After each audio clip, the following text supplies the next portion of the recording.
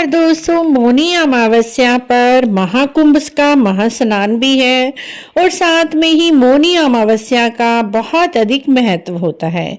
वैसे तो हर महीने अमावस्या आती है, लेकिन इस बार की मौनी अमावस्या कुछ खास ही है, क्योंकि इस बार 144 साल के बाद महाकुंभ लगा हुआ है और साथ ही महाकुंभ में मौनी अमावस्या का बहुत ही बड़ा शाही स्नान है। लेकिन कई बार क्या होता है कि हम मौनी अमावस्या पर महाकुंभ या किसी भी तीर्थ स्थान पर तो नहीं जा सकते, लेकिन तीर्थ स्थान और गंगा स्नान का फल प्राप्त करने के लिए हम घर पर ही कैसे स्नान करें जिससे हमें स्नान का पूर्ण फल मिले, गंगा स्नान का पूर्ण फल मिले। संपूर्ण जानकारी और नियम आपके लिए लेकर आए हैं इस वीडियो में, आप पूरा इसको जरूर देखें। फ्रेंड्स, देखिए, महाकुंभ का मेला लगा ही हुआ है और साथ ही मौनी अमावस्या का शाही स्नान बहुत बड़ा स्नान है, जिसमें 10 करोड़ लोग महाकुंभ जा रहे हैं, लेकिन सभी के लिए वहां पर जाना तो पॉसिबल नहीं है। ऐसे में आप जब मौनी अमावस्या का स्नान करें तो इस तरह से करें कि आपको मौनी अमावस्या पर गंगा यमुना स्नान का फल मिले। उसके लिए फ्रेंड्स, उस दिन आप जल्दी उठ जाएं और इस दिन आपको ठंडे जल में स्नान करना है।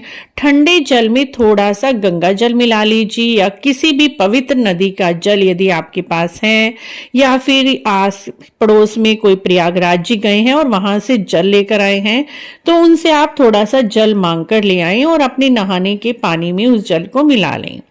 उसके बाद आपको ठंडे पानी से इस दिन स्नान करना है।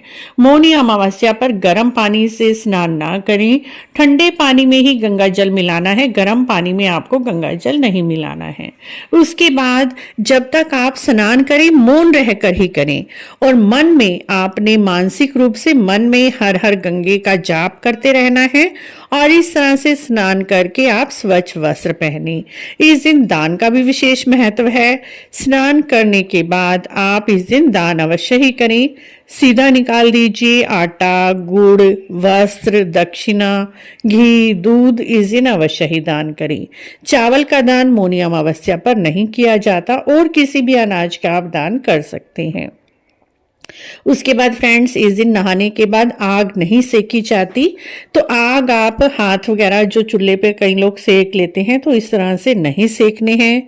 उसके बाद आप एक तांबे के लोटे में जल भर के उसमें कुछ तिल के दाने डाल के सूर्य भगवान को अर्घ दें और इस तरह से आपको मौनी अमावस्या में नहाने का पूर्ण फल मिलेगा। मौनी अमावस्या पर मौन रहने का भी विशेष महत्व है।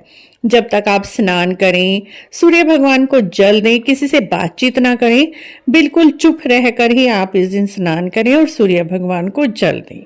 अगर आपको 1 घंटा, सवा घंटा मौन व्रत धारण करना है तो आप अपने फैमिली मेंबर को बोल दीजिए कि इस टाइम में मुझसे कोई बात ना करे। इस तरह से आप शाम के समय या सुबह के समय जब भी आपको समय मिलता है मौन व्रत 1 घंटे का अवश्य ही धारण करें।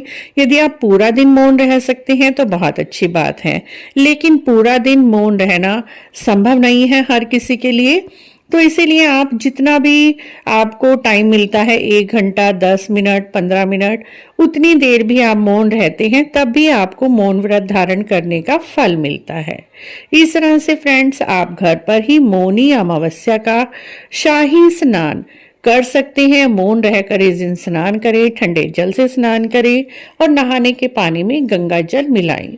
दान अवश्य ही करें। दान आप अपनी सामर्थ्य और शक्ति के अनुसार वस्त्र, कपड़े, खाने पीने का सामान किसी भी गरीब व्यक्ति को अवश्य ही दान करें।